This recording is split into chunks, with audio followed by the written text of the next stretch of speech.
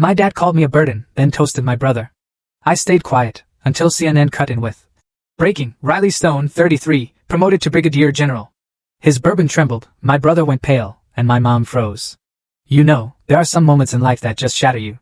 The kind where your own father stands up at a family celebration, raises a glass, and toasts your brother for bringing honor to your name, then looks at you, cold, flat, dismissive, and tells 100 smiling guests your choices are your weight to carry, not his.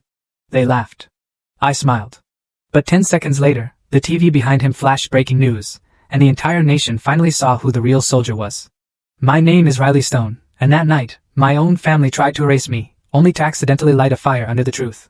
It was a Missouri July evening, thick and humid, the kind of air that sticks to your skin and tastes like hickory smoke. Our family ranch was decked out in all the patriotic trimmings, like the 4th of July decided to just linger for us. Beers dripped, kids chased each other between hay bales, and on the surface, it was this perfect Norman Rockwell painting. Me? I was in a plain flannel, faded jeans, boots still dusty from base. I felt like an alien among all the designer polos, the sundresses, the perfectly manicured smiles. Then there was Liam, my older brother, Captain Liam Stone. He was holding court in the center of the lawn, spinning these grand stories about Pentagon strategy meetings, name-dropping senators like they were old buddies. Everyone laughed too loudly, nodded too eagerly. He was the chosen one, always had been. I tried to catch my mother's eye. Eleanor Stone, standing by the buffet, carefully ladling mashed potatoes onto Liam's plate like it was some sacred offering.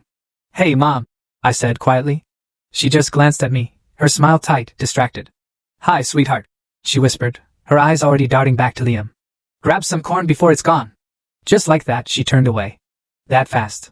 Then my father, Harrison Stone, rose from his chair, a glass of 4 Roses bourbon in his hand. The entire yard fell silent. His voice, aged by years of command and sheer arrogance, boomed across the gathering. I'd like to make a toast. Every head turned. Phones dropped. Conversations died. He lifted his glass high, looking directly at Liam. To my son, Captain Liam Stone, a man who carries the Stone family legacy with honor and brilliance.